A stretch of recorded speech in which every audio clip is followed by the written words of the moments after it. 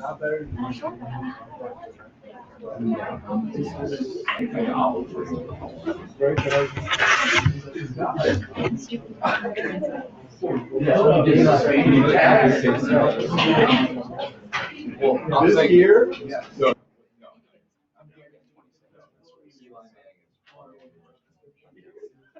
was actually thinking like because this year space bar starts the time on the second one. Would you be able to hit space bar?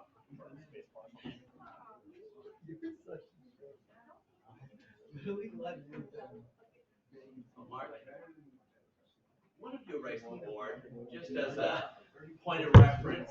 If you are presenting, you want to try to get it as much you as possible. You don't want people trying to read what's behind you or whatever. Really? Control your environment. And you guys are ready to go whenever you're ready to go.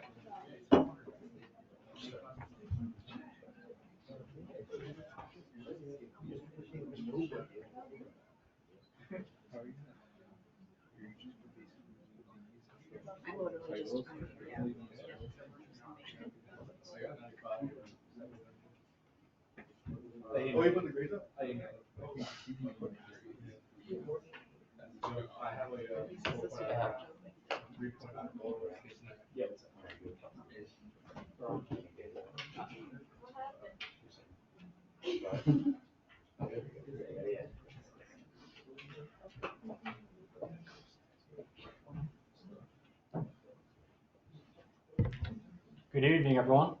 My name is Marcus Shirley. To my right, I have Dorani, Anthony, Taylor, and Carla. As a group, we've been working diligently throughout the semester to bring you some new insight and information that we found out about the selection process. So behind me, I have a copied and pasted actual job that I found on ProfLink. As a group, we're going to be coming back to this presentation, to this posting, so it's not exactly important that you remember everything that's on it. But here we have a recruiting position in Cherry Hill, and as a recruiter, you're going to be working on the selection process. And the selection process is finding out which applicants out of the 150 or more resumes that you'll get, finding out which applicant is the best. And you're going to be guiding your managers through this process while you are filtering out all these candidates to help them make the final decision. What I'm going to be talking about in particular is criteria development. Criteria development starts by finding out exactly what employee you will need for your company either now or in the near future. And you're going to want to write down all the specialties and everything that the employee will have. Just a quick little quiz. Are employees able to give you pre-testing before interviewing? Depends on what testing, because I used to send skills assessment tests, like spelling, grammar, all that stuff before. Exactly.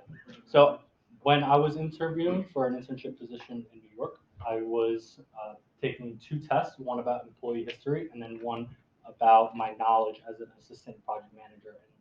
And then after that, my offer was contingent upon passing a drug test. And it was a really stressful process, but I understand completely why they wanted to do that. One of the tests that I took with them was a job knowledge test, and that was consistent of 15 questions. It varied from questions regarding my knowledge on the software that they were using in the company to what I would be doing exactly, just based on what was on the job posting. They wanted me to just reiterate what was going back and forth. Like I said, after I passed the two tests and after my interview, my offer was contingent upon passing this drug test. And it's very important in these drug tests, especially looking at what do you want to, sorry, let's move on, I'm gonna move on also. Some pros and cons about all these testings that you're gonna have to go through. Some of these job knowledge testings, you're going to have to make sure that you're not funneling candidates and skewing answers. It's found that across the US, job knowledge testings are very skewed and biased towards minority reports. When you're applying for different jobs, you're going to have to fill out basically your whole resume, and there's a reason why all these companies do this. Has anyone here ever filled out everything that was basically on their resume and then have to submit the resume again? There's a reason for it. When all these HR recruiters are looking at the 150 plus candidates, they're able to filter out exactly what they want in their candidates. Do they want people with only master's degrees and above? Do they want people within a certain mile radius of the office? And then after you pass the two drug tests, not the two drug tests, the two testings, in my case, the two testings and the drug test, I was given a K-SAL test, which is knowledge, skills, abilities, and attributes. Like I said, the knowledge was just based on my experience and what I knew about the company. The skills talked about what I needed to know. In particular, I needed to know their operating system, which I cannot remember at the time right now. And then they wanted to see how I was able to learn and adapt to their new and growing environment. They wanted to learn more about my abilities. They wanted to know how I presented in general and how I was able to speak to people that we were reaching out to for different fundraising events or for trying to find new potential candidates or clients. And they wanted to know more about my other characteristics, such as my personality, what I like to do on the side. All these things are very important because it gives the employer a sense of you as a whole person and not just what is written on the application sheet. So when you interview 15 people, 20 people, how are you going to score them based on their answers? It's pretty difficult because you can't be biased towards one person or another. So you have to use a specific scoring system, and the scoring system dives deep into what they answer within a question. If you give them a job knowledge question, a behavioral question, make sure that they start by saying what the problem was, how they were able to fix or remedy the problem, and what they were able to learn at the end of the situation. Some things that you want to make sure that you're watching out for when you are developing criteria for a job posting, you want to make sure that all your information is kept secret and secure. An example of this was in Austin, Texas, a fire department had to spend an estimated $150,000 to revamp their whole interviewing criteria testing after all of their questions and answers were posted online. Some things that you also want to watch out for, such as drug testings. If you have a drug testing policy in your company, it must be stated explicitly in writing beforehand, and they must acknowledge to it. And you also want to make sure that the company or what you are testing for is something that you believe that the employee may be using. I would like to thank you all for your time and patience, and with that, I will turn it over to Zoran. Sorry, the slides on here are a little bit lagging behind. So I'm just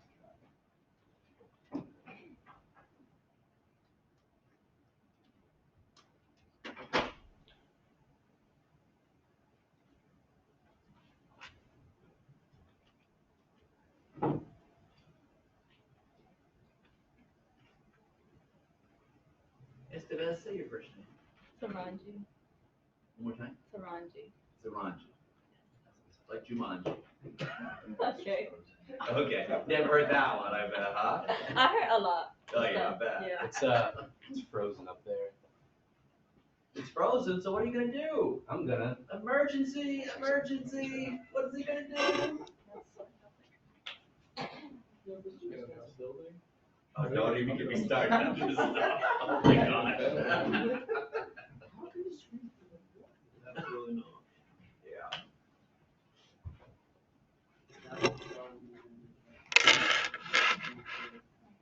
They've got two projectors and all these monitors, but none of them can be worked individually.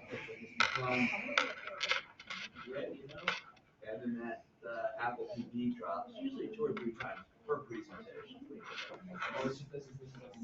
Oh yeah, I'm not. Nothing they did. See, I think the problem is they should have made like a business school Wi-Fi. Because it's going through the rolling Wi-Fi and dropping.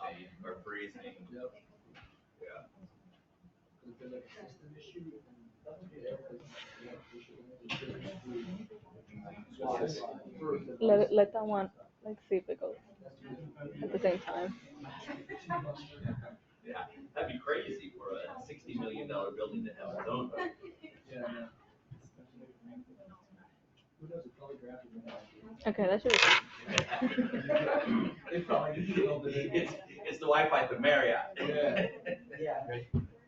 I got a hotspot here, do you need to use it? I think we're all set. Let's give it another try.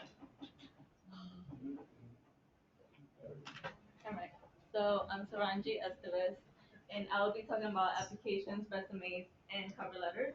I know this may sound a little repetitive because other groups have already talked about it, but it's crucial in the selection process.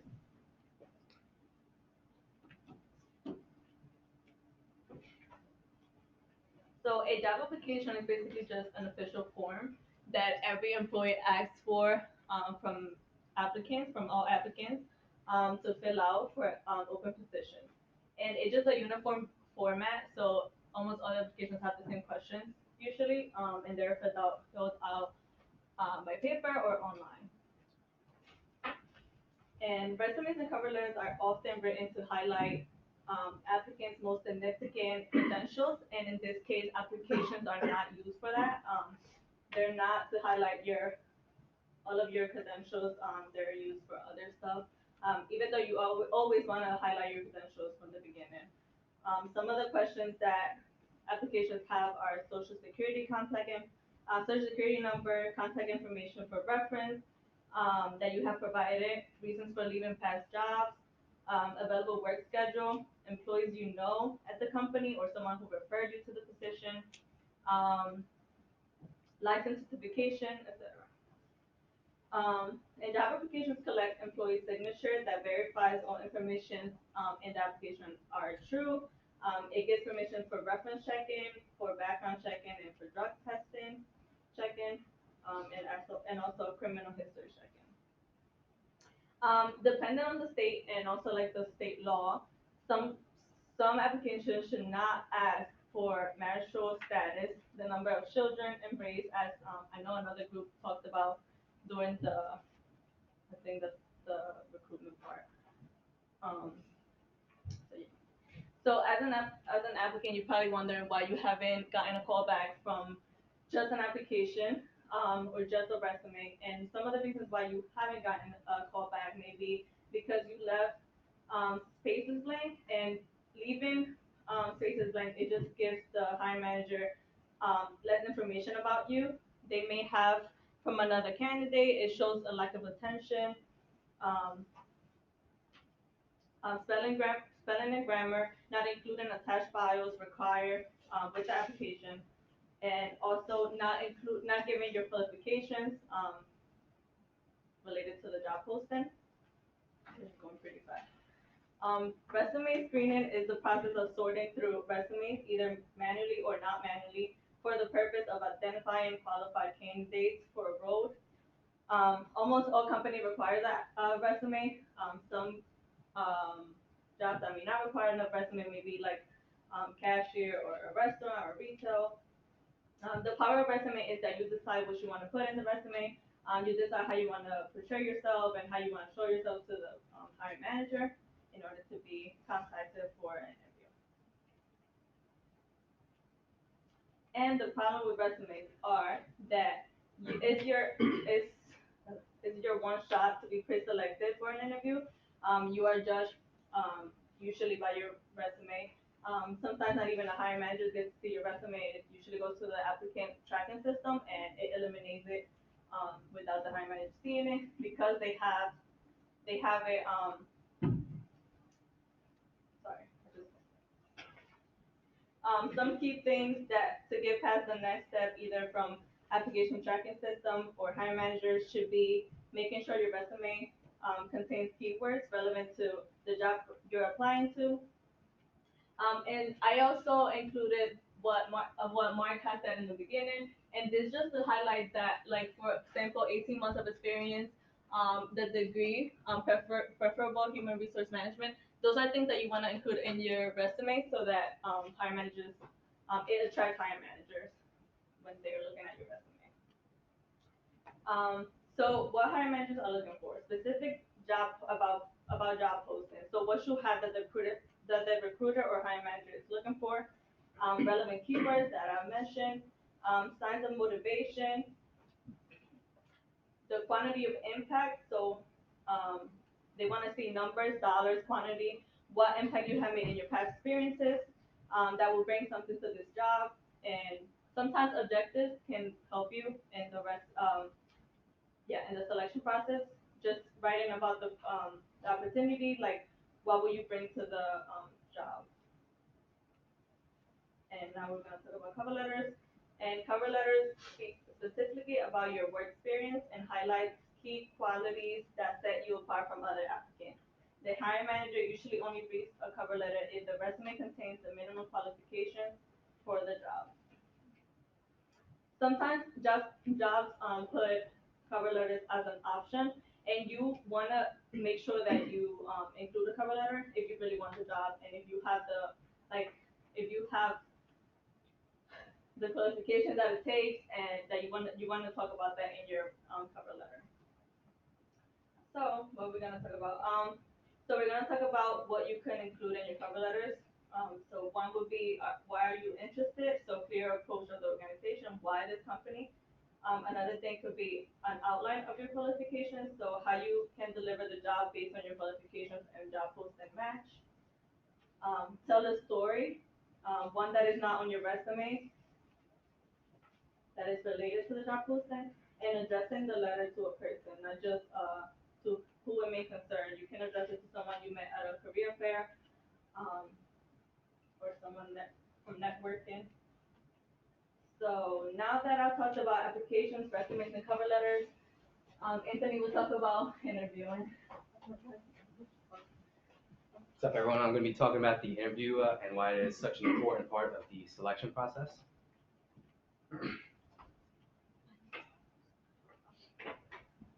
So imagine that you are the regional manager of a small paper company in Scranton, Pennsylvania.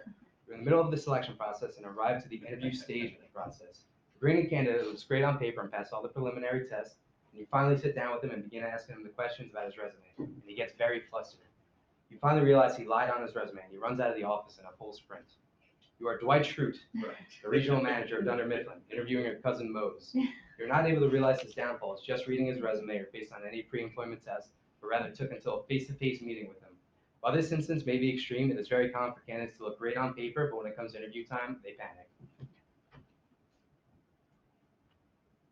So reasons like this are why I believe the interview is the most important part of the selection process. It is your first opportunity for a face-to-face meeting with someone that you could potentially be spending a lot of time with and delegating important responsibilities to. The interview lets you gauge their personality in a way that no piece of paper or test could. In order to make the proper selection for your next hire, it is critical to conduct a successful interview in order to give your candidate the best chance to succeed.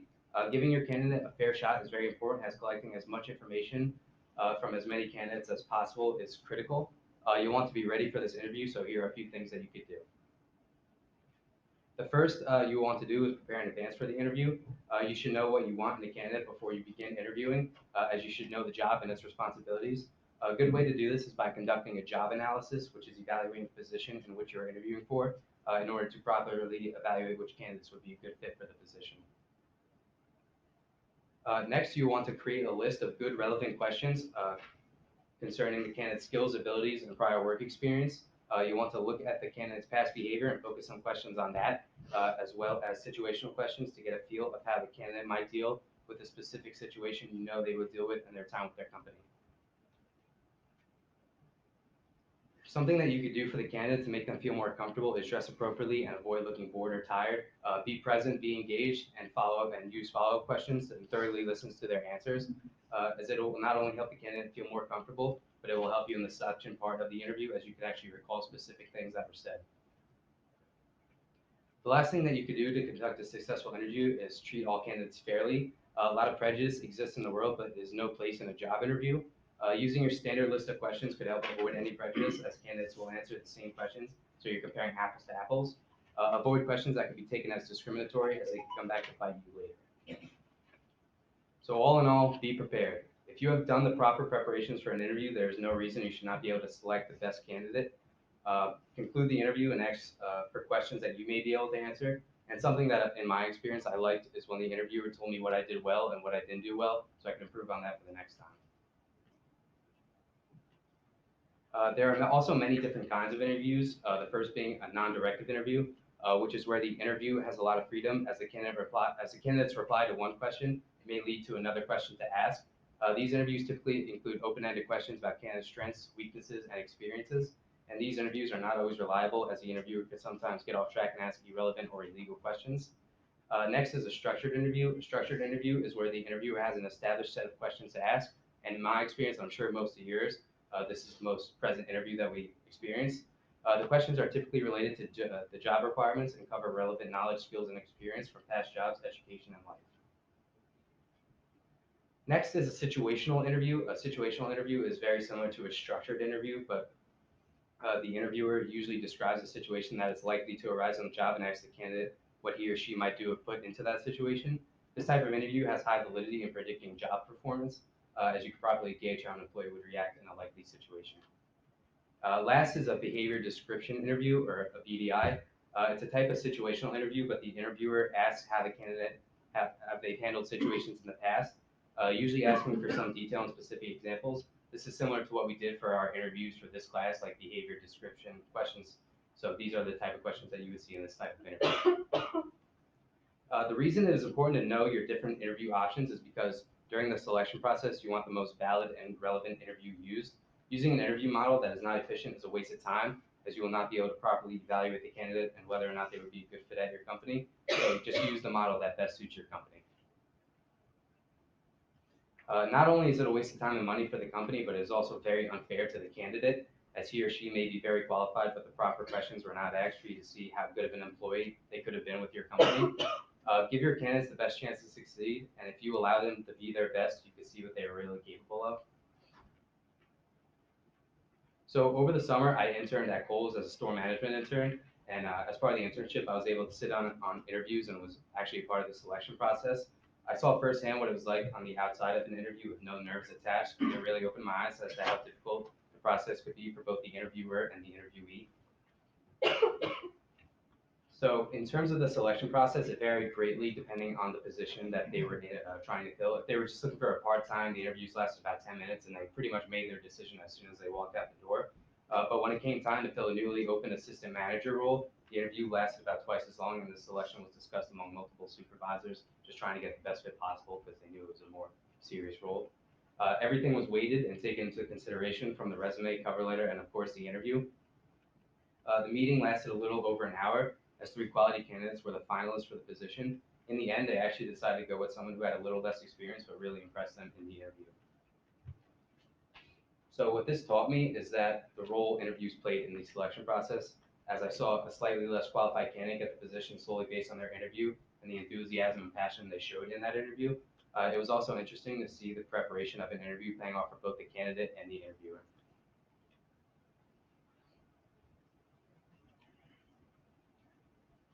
So all in all, the interview is a very important part of the selection process, as talent is able to be shown in person and in action for the first time. I'm now going to take this time to pass it on to Taylor, who talks about test administration. Thank you.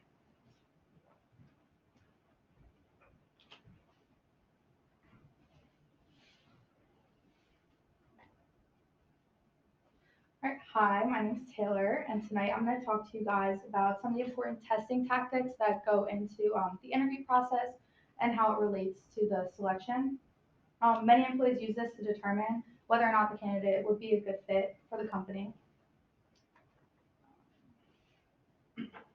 I'll now be going through some of the more popular pre-employment tests that are used to analyze a candidate. Not all of them are used at once, and it does depend on the job nature and which would be a better way to examine a candidate's potential within the company. So ensuring that the right test is used is vital, because the right test can really allow the candidate's abilities to shine through. So the first one would be a job knowledge. This is a type of test where the employer would ask questions that are job related to kind of get a general idea on what the candidate already knows about the company and some of the responsibilities they would have. The employer may ask about basic principles. So for instance, they would ask a candidate for an HR position about some basic HR questions related to benefits or something along the lines of employee conflicts. Although job knowledge testing can be helpful when the job requires specific knowledge or a higher level of education, there can be a limitation. It may not properly portray how well of a learner the candidate is, because although they might not fully be informed on some of the responsibilities, they could be a very quick learner, and that could hold them back. Another test would be an integrity test. So something like this is used to kind of just get an idea of whether the person's reliable or just an honest person. This is something that can prevent issues from arising down the road, because employee conflicts are something that HR deals with constantly. So making sure that you have a genuine person working for you can kind of avoid situations like that from arising. A limitation on this is getting false answers from candidates. I'm sure we've all been in an interview where we've said what we knew that the employer wanted to hear. It's human nature to want to impress the person and make them think you're the right fit and what they're looking for. Um, so people want to make sure it's what they want to hear. So that can be a little bit of a conflict with an integrity test. A cognitive ability test is used to measure the candidate's mental capacity and how it relates to the job and their future job performance. It can be much more accurate and a better indicator rather than a formal interview. It can involve the employer asking questions that are more situational to kind of get a better understanding of the candidate's thought process. A limitation to this type of testing would be that they're susceptible to racial and ethnic variations in some cases. A specific group of people may kind of have different thoughts and beliefs than another group.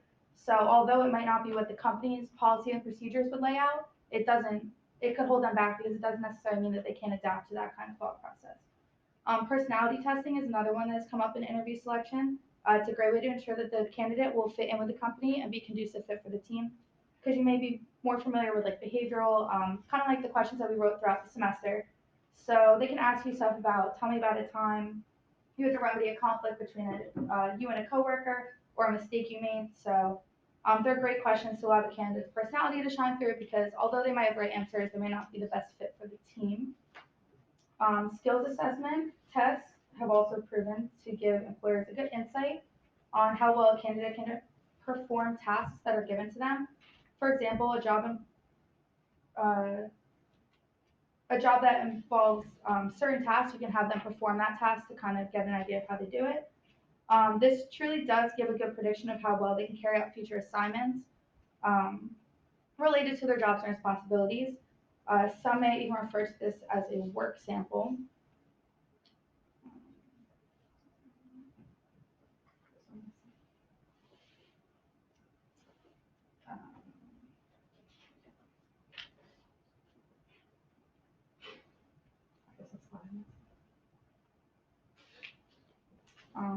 So work sample is something I'm familiar with. I'm currently employed at Edge Fitness Clubs as a children's fitness coach. So my job requires me to run through a multitude of different fitness classes, anywhere from yoga to boot camps. I do it with kids ages 2 to 12, so it's a big range, lots of different levels.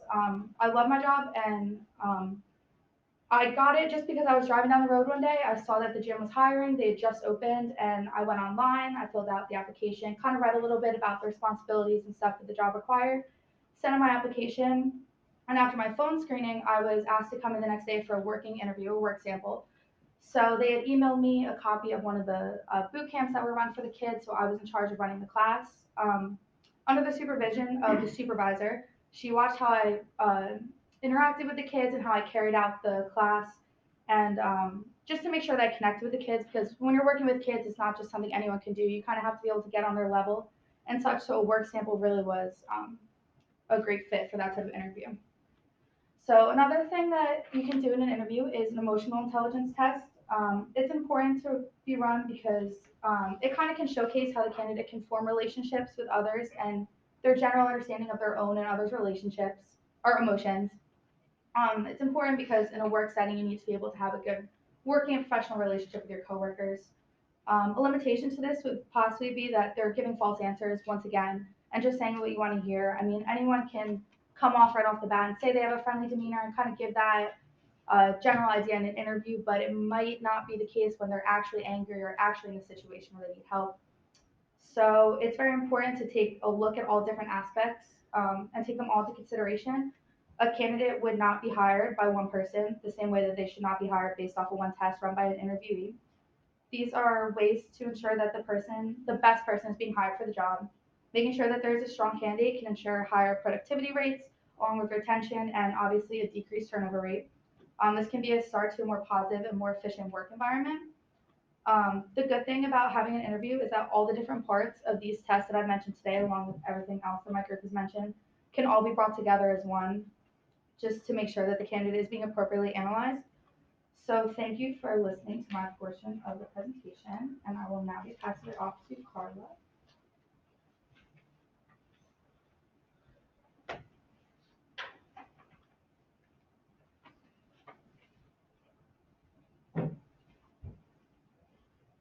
Hi everyone, my name is Carla Santana and tonight I'm going to talk about selection metrics, which is how you see it's like a little table or a chart that allows any individual to identify and analyze any group or individual when it comes to a job posting.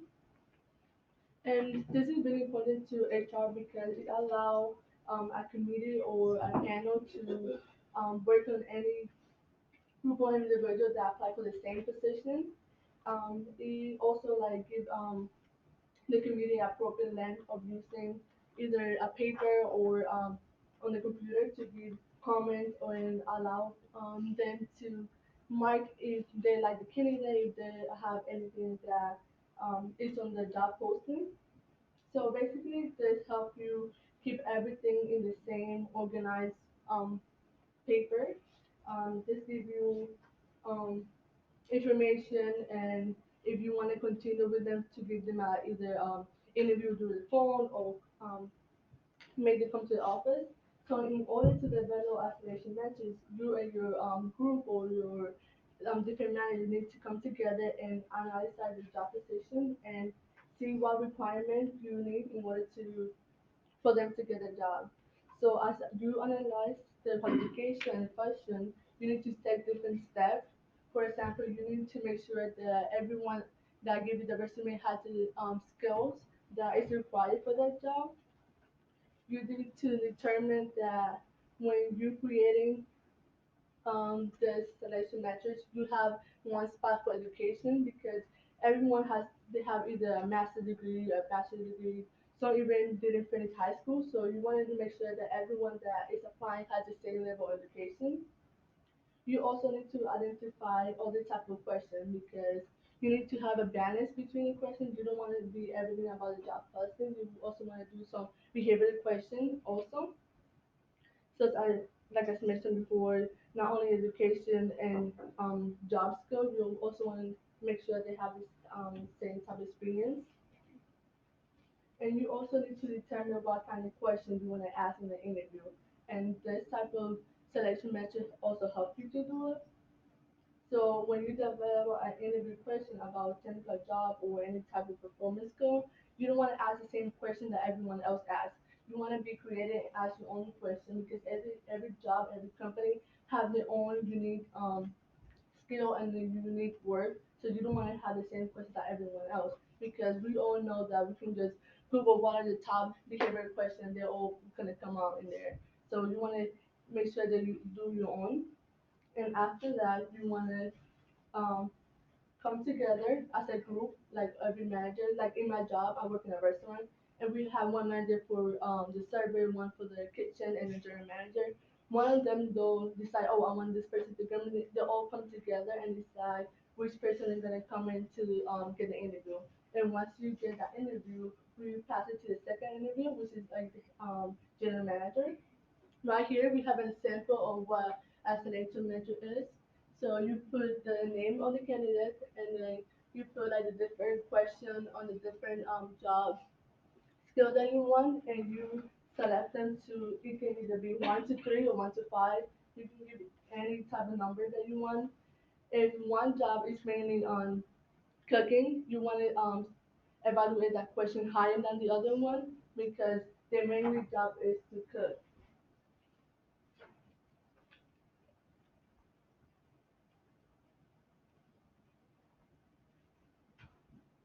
And because most applicant or position require order to like consider it, you want to start by looking at each applicant resume. You don't want to just call them because the resume looks similar to the job application. You want to make sure that everyone has the same opportunity to get a phone call. So just gotta, like I said again, make sure that you meet with everyone in the company and make sure they have the same qualification and then that they match all the requirements. And by doing this, you can eliminate those people that doesn't have what it takes to be in the job, and you can um, not waste all the time calling everyone for the interview because you don't want to have 100 people who just want a job. When you can just look at resume and just eliminate them and don't waste any time. So here's another version that you can do it. So you can just write a name and put the score, and then just make sure that whoever has the highest score, you can call them to get an interview. And here again, there's another one. There's many versions that you can do it. This is not the best way to do it. Some jobs only require you to make a pros and cons list. But if you have a job that has different requirements, doing something like this is the best idea because it's going to give you um, a knowledge of what the person can bring to the company.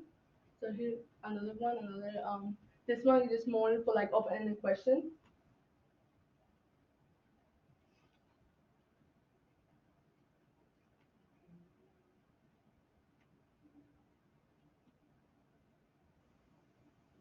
So after saying this and everything that my teammates are saying, once you do the selection matches, you can start calling people for interview.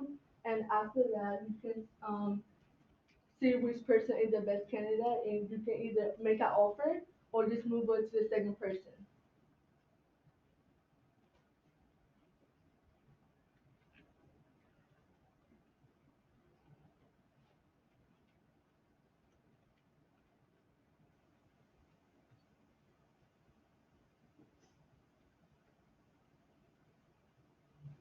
And I just want to say thank you everyone for listening. I know that we said almost everything that other groups said, but it's important for us to have a refresh memory of everything we went over this entire semester. So thank you.